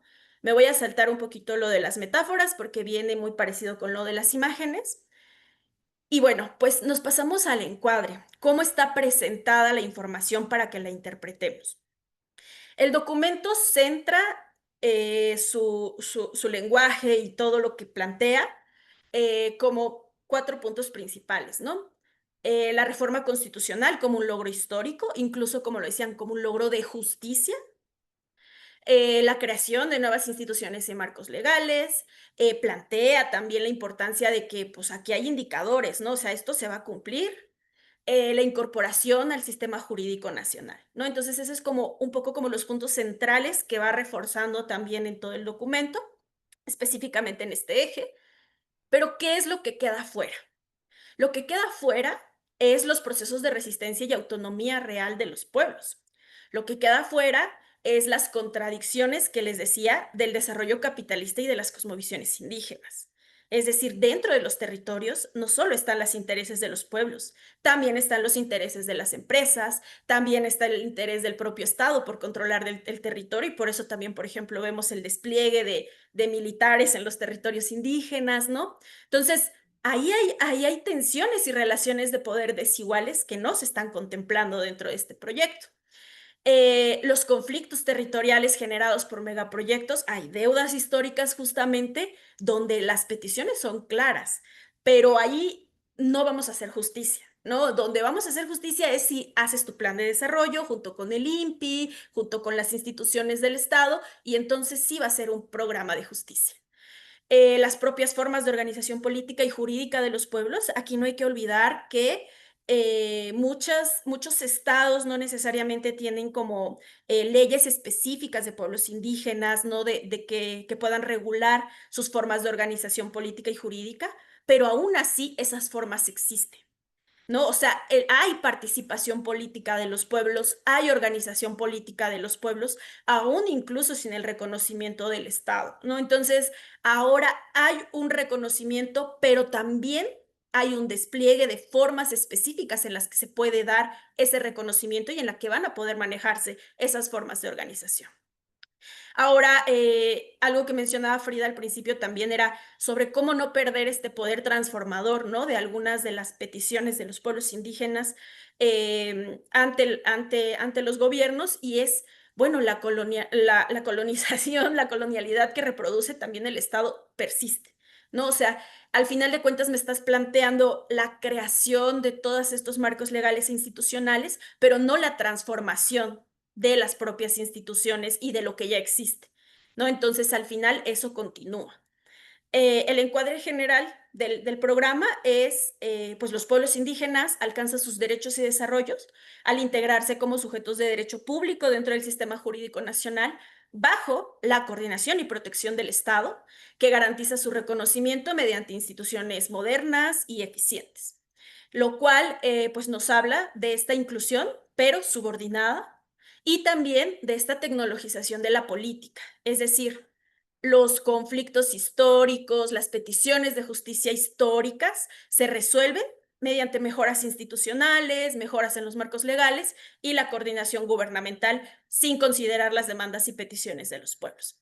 Entonces, bueno, también acá les planteo un poco, pues, cuáles son las conexiones que se omiten y, pues, cuáles son las resistencias que quedan invisibilizadas, ¿no? Conexiones, como les decía, planes de desarrollo regional, pero no se menciona estos intereses extractivos que hay sobre los territorios. Se habla de patrimonio cultural, de su defensa, pero al mismo tiempo se habla de poner a México como uno de los principales destinos turísticos, ¿no? Entonces, el patrimonio cultural como un recurso turístico, sin considerar las cosmovisiones y el sentido sagrado que pueden existir dentro de los pueblos. Y pues también este vínculo entre te doy personalidad jurídica, pero también busco mercantilizar tus territorios, ¿no? Entonces, como ya lo mencionaba, no se consideran las autonomías existentes, no se consideran las resistencias y los conflictos territoriales vigentes, no se consideran los sistemas jurídicos propios que ya existen dentro de las comunidades indígenas, y pues eso se mantiene dentro de este plan, pues esta tensión entre el desarrollo estatal y el buen vivir que se propone desde las comunidades indígenas, ¿no? Entonces, pues algo que me parece a mí importante pues plantear, y con eso también concluyo mi participación, es que pues los sistemas normativos y territoriales de los pueblos indígenas ya existen, ellos ejercen su libre autodeterminación y siguen resistiendo también pues esta colonización jurídica del Estado, defendiendo pues sus propias formas ancestrales de vida, principalmente frente al extractivismo, ¿no? Y que cuando hablemos de participación, de inclusión, debería de ser desde la perspectiva de los propios pueblos y no a través de pues toda esta infraestructura del Estado que lo que busca es mantener el control sobre los territorios y ahora también pues de nuestras propias narrativas, ¿no? Y listo, perdón si me pasé de tiempo porque me traté de ir así súper rápido, pero bueno. No, no hay ningún problema, Marco Antonio, muchísimas gracias. Creo que, pues no, es imposible acotar todo en 5 minutos cuando es una discusión tan enriquecedora, ¿no? Sobre todo cuando vemos cómo se trastocan esos 3 enfoques de nuestras 3 ponentes, desde la armonización de que se busca tanto en las instituciones como en las leyes, pero también es que siga habiendo este despliegue, ¿no? Y cómo, a pesar de que el plan enmarca que sí es para los pueblos indígenas y afromexicanos, que como bien dijo la doctora, hay que mencionarlo, pues siguen colocándolos no tanto como sujetos de poder y de decisión, sino como en quienes se va a influir, ¿no? El Estado sigue cooptando como este poder de decidir sobre qué se va a hacer, y creo que el ejemplo nos lo puso incluso la doctora en el presupuesto, ¿no? No hay esa, ¿cómo vas a garantizar esa autodeterminación si les estás diciendo en qué pueden o no ejercer ese recurso? Y bueno, ahorita en el Facebook no hay todavía ninguna pregunta, pero algo con lo que me gustaría pues iniciar antes de dar el cierre para quien guste. Bueno, en este caso creo que nuestra primera ponente podría ayudarnos un poquito más, sobre todo destacar mucho esta parte del derecho de consulta, que creo que es algo que solo se ha venido implementando por algo de legitimidad, ¿no? Entonces, ¿cómo se puede garantizar en realidad que sea un derecho de consulta y que incluya la participación de los pueblos indígenas, pero también de los pueblos afromexicanos, ¿no? Entonces, no sé por ahí si nuestra primera ponente está. Pues, o sea, justo creo que son respuestas que se están construyendo. Además, me parece justo sumamente complejo imaginar también una consulta justo en el marco que nos acaba de, ay, perdón, de presentar Viole, porque claro que pues eh, un- el que exista una consulta, pues implica, por supuesto, entonces el reconocimiento de un Estado y el reconocimiento entonces de unas políticas pues dirigidas también a los pueblos indígenas, ¿no? O sea, me parece que por supuesto que aceptar, o por supuesto que un ejercicio de consulta, pues termina por aceptar y por enmarcarse dentro de esto que nos platicaba Viole.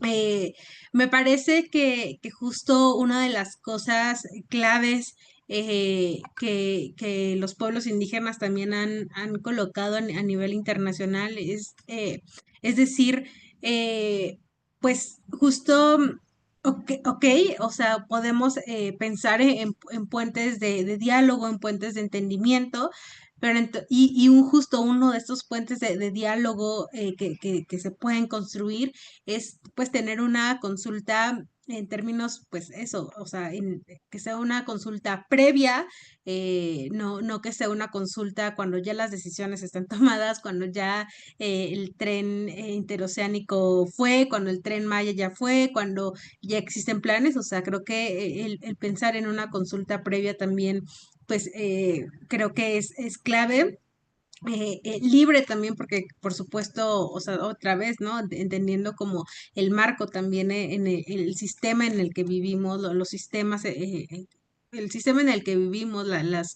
opresiones también tejidas que nos compartía la doctora Elena enfrentamos, pues bueno, o sea, creo que podemos ahí también cuestionar también como de qué tan libres podemos tener las consultas, pero pues bueno, o sea, creo que podemos pensar también en qué mecanismos se pueden imaginar para tener consultas libres y también sobre todo creo que, y bueno, y por supuesto consultas informadas, ¿no? En donde, pues bueno, como pueblos, como comunidades, realmente podamos tener esa decisión también sobre qué aceptar y qué no aceptar en nuestros territorios, ¿no? Y creo que tiene que ver con este concepto de la autonomía y por eso decíamos que queda como un poquito o que es importante también reconocer justo, pues, todo esto que implica la autonomía para decidir, por supuesto,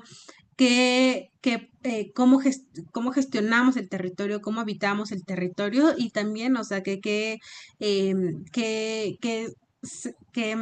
se acepta desde afuera y que se comparte desde adentro, ¿no? Ahí me parece que también hay reflexiones como muy importantes en cuanto al tema de autonomía y me parece eso, o sea, que creo que estas consultas, o sea, deben de tener también los parámetros, o sea, deben de procurar, por supuesto, parámetros internacionales, pero, o sea, cómo se deben de hacer, pues creo que son, o sea, otra vez a mí me parece que lo que se ha hecho son pues algunas referencias, al menos, ¿no? Pero por supuesto, lejos de condiciones en las que realmente se permita, pues eso, como la autonomía de los pueblos en sus territorios. Porque además, por supuesto, tiene que ver con, pues implicaría, por supuesto, una infinidad de recursos económicos, materiales, humanos, que por supuesto quizá el Estado no esté dispuesto en este momento a tener, por lo que comentaban anteriormente Mitzi y la doctora Elena. Pues bueno, o sea, creo que también forma parte de esto, como de los grandes... pues sí, como de los grandes retos o de los grandes cuestionamientos y también de las pues sí, pues de qué forma de qué forma pueden existir consultas que respeten la autonomía de los pueblos sobre sus territorios. A mí me parece que no sé, no hay todavía respuestas construidas. Quién sabe si sea quién sabe si se interesa en algún momento de tener este tipo de consultas, pero pues bueno, o sea, creo que son eh, pues caminos que se están construyendo y que se están también descubriendo incluso. Sí, bueno, muchas gracias ahí por esa respuesta. Sí, creo que igual siguiendo con esta línea, no sé si nuestras dos ponentes, la doctora Lena o Frida, quieren también agregar algo o contribuir algo aparte de esta reflexión. No sé. Pues, bueno, quizá también justo a mí el tema de la consulta me parece que es uno de los mayores ejemplos de cómo han funcionado también como algunas herramientas que se han implementado de participación o de intentos de inclusión de pueblos indígenas dentro de las estructuras estatales. En el caso de la consulta, si bien surge de una también demanda de distintos pueblos indígenas, de distintas luchas indígenas, comienza con esta instauración en marcos internacionales y después, pues ahora apenas, ¿no? También consolidándose a nivel nacional. Pero lo que vemos es que cuando los gobiernos adoptan estas herramientas, también generan dinámicas en las que terminan utilizándolas para legitimar sus acciones, ¿no? Es decir, si generamos una consulta, en el caso, de nuevo, vuelvo al tren transísmico, que es un poco como el que también más conozco. En el caso del tren transísmico, la consulta, y el gobierno lo dice, o sea, la consulta se hizo y aquí están las actas de asamblea y aquí está el INPI, cómo organizó esta consulta, ¿no? Y cuando tú ves la cantidad de personas que asistieron, cuando tú ves, cuando lees las actas que se tienen, realmente eso no representa ni el 1% de la población indígena que habita en esa región, ¿no? Entonces, al final ellos lo utilizan en los términos en los que también, de cierta forma, les ayuda a legitimar las acciones, pero no para como una respuesta también hacia los pueblos de respeto hacia su territorio. Y yo creo que no necesitamos ni siquiera pensar en instrumentos tan sofisticados y tan avanzados de cómo deben participar o cómo se les debe respetar a los pueblos. Estamos hablando de la propiedad de la tierra, del derecho a decidir sobre su territorio. No es y ese es el problema, ¿no? O sea, es como siempre esta necesidad de querer crear, de querer hacer un montón de leyes, de cosas que permitan, cuando estamos hablando de un derecho fundamental al territorio, cuando estamos hablando de un derecho fundamental son las personas que viven ahí, deberían de decidir qué es lo que sucede ahí, ¿no? Entonces, es eso lo que se pide. Entonces, creo que de nuevo también eso ha hecho que muchos procesos vuelvan a estas demandas de lo que se quiere es la tierra. Lo que queremos es nuestro territorio, decidir sobre él y que no nos vengan y nos dicen y nos digan que por interés nacional una minera se va a instalar al lado de mi casa, ¿no? Entonces, creo que un poco tiene que ver con eso y de repente al complejizarlo demasiado, lo que ha hecho es que pues las propias instituciones terminen adoptándolos y terminen volviéndolos más bien instrumentos de legitimación. Ante también que los propios gobiernos y los propios sistemas democráticos pues están en crisis, ¿no? Entonces buscan también como cooptar narrativas, generar procesos que busquen darles esa legitimidad, porque la realidad es que no la están teniendo, ¿no? Entonces, pues bueno, creo que también como considerar esta parte de que esto mismo que sucede un poco como en el trazo histórico de la consulta, puede suceder también con otros mecanismos de participación que se continúan creando, ¿no? Sí, muchas gracias, Frida, por esta última. Sí, totalmente. No sé si antes de cerrar, la doctora Lena le gustaría agregar un último punto, un último avance. Claro, muchas gracias. Fíjate que a veces cuando se planea la política pública, cuando se discute, ¿no? Como conceptos nuevos o términos que son o que vienen, que derivan del derecho internacional de los derechos humanos, como de la consulta previa que está en el convenio 169, decimos, bueno, pero suena muy bien, pero ¿cómo se va a implementar, ¿no? O el tema de la gestión directa de recursos. Eh, Ambas figuras, o sea, tanto la participación política en las consultas previas o la gestión de recursos, no solamente son derechos que se reconocen y que quedan en el imaginario de la construcción jurídica de nuestro Estado, sino que ya hay ejemplos en la misma en la misma República Mexicana del ejercicio de buenas consultas, o sea, que de ejemplos que han resultado positivos y exitosos en términos de consulta previa libre e informada, y también del ejercicio de presupuestos, o sea, no es algo novedoso. Recordar, por ejemplo, las comunidades en Michoacán que han logrado que se les reconozca por parte del Tribunal Electoral en Pichita, Michoacán, que se les reconozca el derecho a administrar sus recursos públicos, ¿no? Entonces, eso ya existe, no es que estamos enfrentando un Plan Nacional de Desarrollo y una reforma al artículo 2 y que no sabemos cómo poner a caminar, sino que eh, se puede recurrir a estos precedentes, igual en los casos de consulta previa e informada. Pero así como existen estos buenos precedentes, también yo insisto y hago hincapié en lo que mencionaba. Me preocupa que como yo mencionaba al inicio, ¿no? Ninguna política pública funciona si no tienes estas leyes eh, que regulen la política pública y un presupuesto. Yo decía que los modelos de gestión directa y los modelos de triangulación del presupuesto tienen ventajas y desventajas, ¿no? También la gestión directa de recursos puede tener o puede ocurrir que ocurran actos de corrupción, ¿no? Especialmente por lo que decía, por los conflictos que ya atraviesan a esas comunidades y por la intervención de actores que puedan dar lugar a la creación de presiones o violencia dentro de estas comunidades que van a ejercer presupuesto, que decía, de acuerdo con los datos de la Secretaría del Bienestar, van a hacer más de 20,000 pueblos alrededor de no todas las entidades federativas.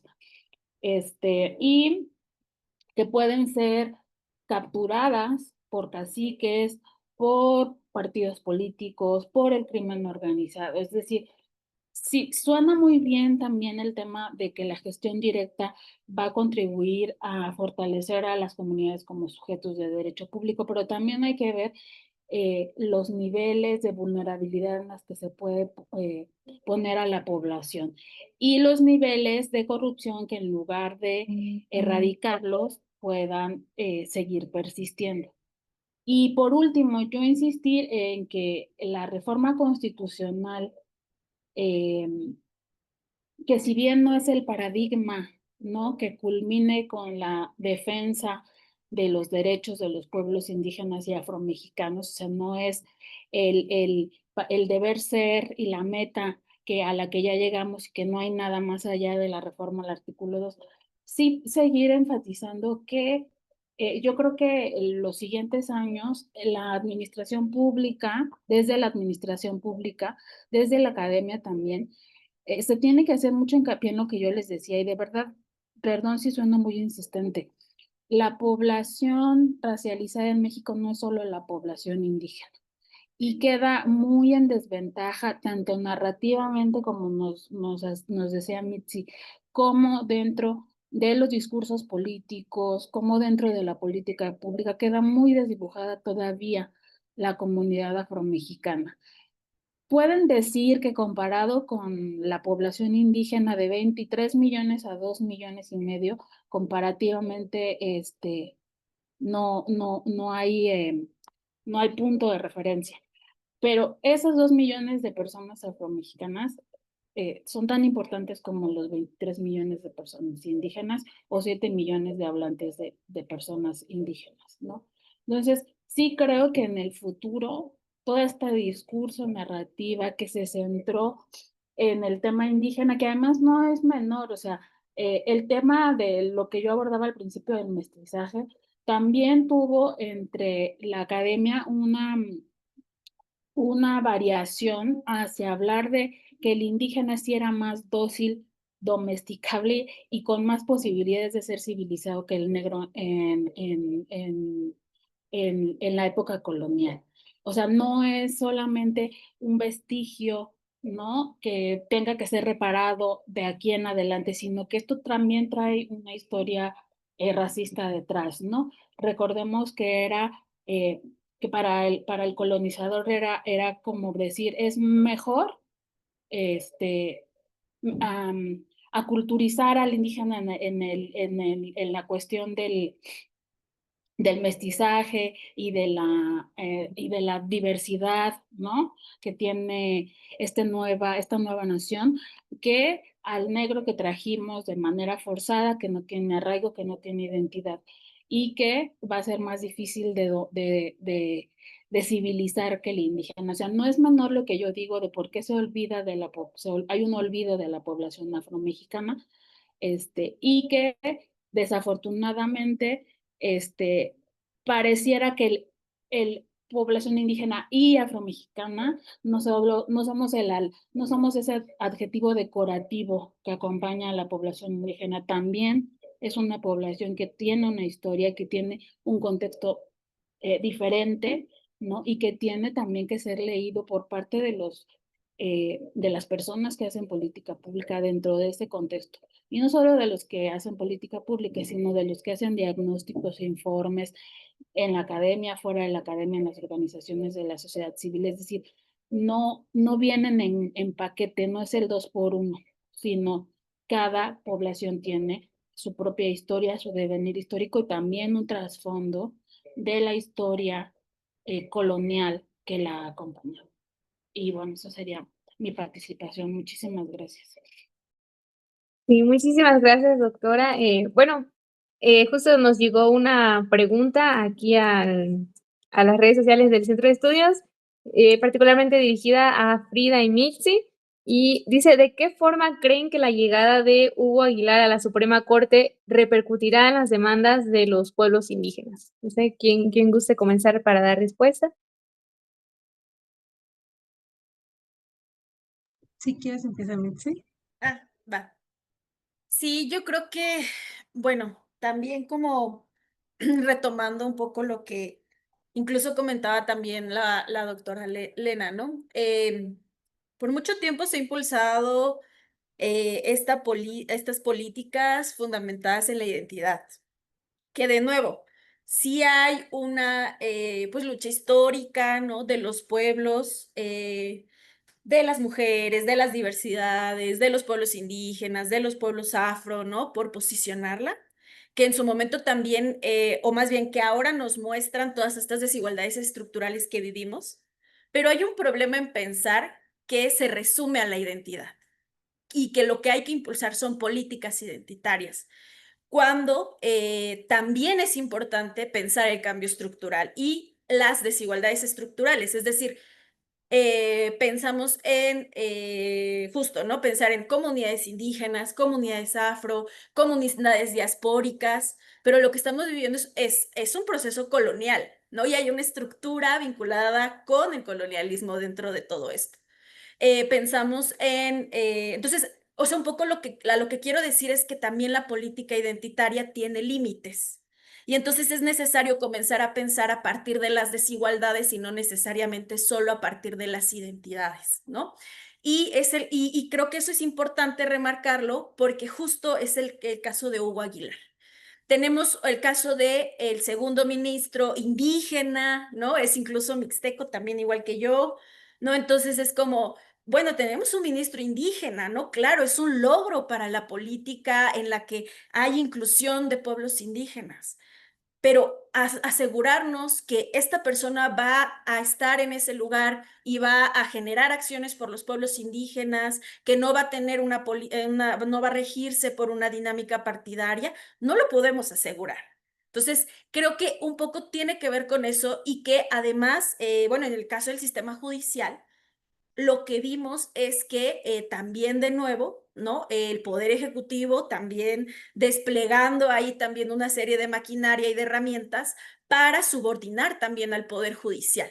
Entonces, lo que vimos en las planillas de las elecciones fue que tenían una fuerte incidencia partidaria, ¿no? O sea, Muchos de ellos pasaron por los filtros de Morena, fueron apoyados por las bases de Morena y eso fue lo que les permitió llegar a esos lugares, ¿no?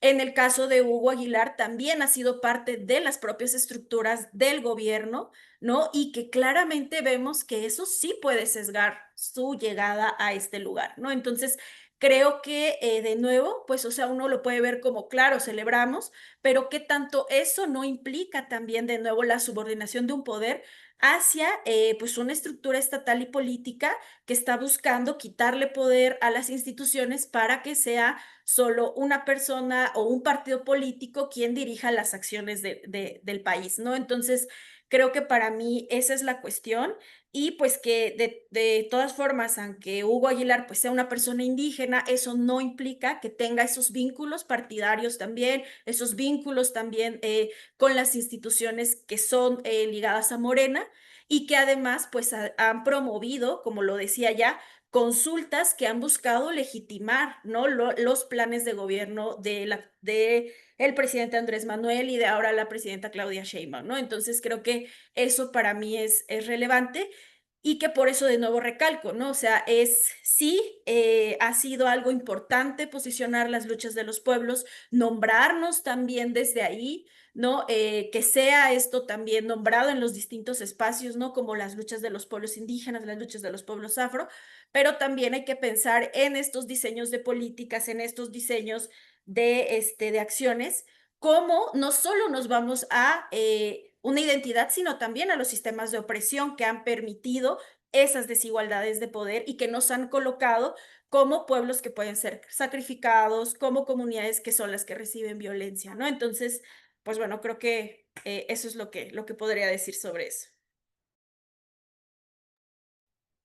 Pues de mi parte, yo creo que la llegada de Hugo Aguilar a la Suprema Corte a mí me parece que sí manda un importante, o sea, que tiene un significado muy importante en términos de representación y en términos simbólicos. A mí me parece que justo, o sea, justo como lo mencionaba, pues anteriormente también por acá Mitzi y la doctora, o sea, me parece que justo en el contexto, en el sistema colonialista en el que vivimos, a mí me parece que sí manda a mí me parece que sí la representación y la participación y la representación de las personas indígenas, de las personas afromexicanas en ciertos espacios, a mí me parece que es un importante, eh, pues, avance, un importante mensaje, ¿no? Pues me parece además también que tiene que ver también que tiene que ver con esto que desmontar también los mitos que hay sobre las personas y los pueblos indígenas, en donde justamente pareciera que somos homogéneos y pareciera que entonces todas y todos tenemos las mismas convicciones políticas cuando en realidad no es así, ¿no? Entonces a mí me parece que también eso, o sea, a mí me parece que es un fuerte mensaje simbólico y que ayuda a desmontar también un montón de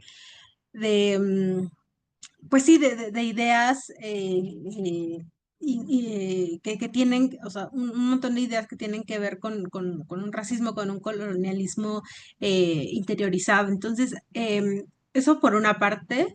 Sin embargo, por supuesto que coincido con Viole, que no necesariamente, porque lo hemos visto además en repetidas ocasiones también cuando eh,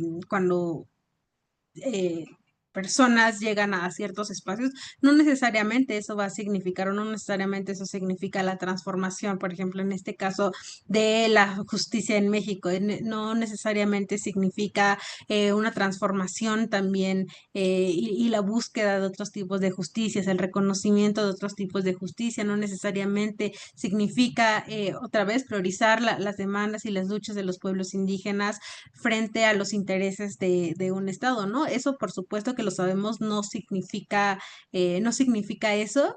Sin embargo, a mí me parece que la llegada de Hugo Aguilar a mí me parece sumamente pues relevante también en el contexto o en el contexto en el que vivimos en términos de participación, de representación y en términos también simbólicos, a mí me genera también pues eso es como cierta relevancia en este tema, pero por supuesto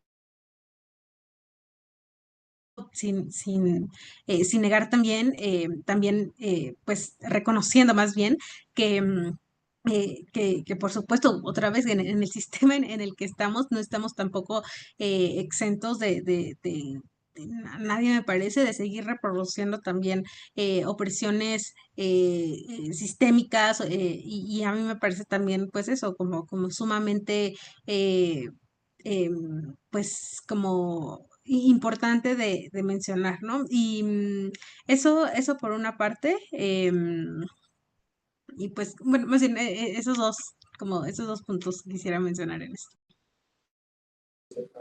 Muchas gracias, Frida y Mixi, a la doctora también. Sí, sin duda va a ser interesante ver ahora cómo pues, se van a materializar, ¿no? Todas estas propuestas que se han planteado en el Plan Nacional y ver también estos roles que los nuevos actores ya en estructuras del poder, como es el caso de la Suprema Corte, van a tener.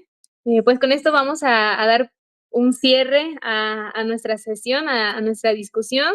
No sin antes agradecerles a nuestras tres ponentes que hayan aceptado la participación y a nuestros quienes nos siguen también en las redes sociales. Bueno, la transmisión va a estar disponible para que puedan consultarla más adelante y también si llegan algunas preguntas por parte de quienes desean verlas, con mucho gusto se las haremos llegar para que ustedes puedan darle respuesta. Y también va a estar disponible posteriormente en el canal de YouTube de la facultad, perdón, del Centro de Estudios, y también les podremos hacer llegar sus constancias de participación. Entonces, muchísimas gracias a las tres, Frida, Mixi y la doctora Elena por acompañarnos en esta discusión de este eje. Gracias a ti también, Vania. Muchas gracias, Vania. Muchas gracias al Centro de Estudios de Administración Pública y a la Facultad de Ciencias Políticas. Gracias. Y a las compañeras que estuvieron aquí en el panel. Sí, Gracias. muchas gracias.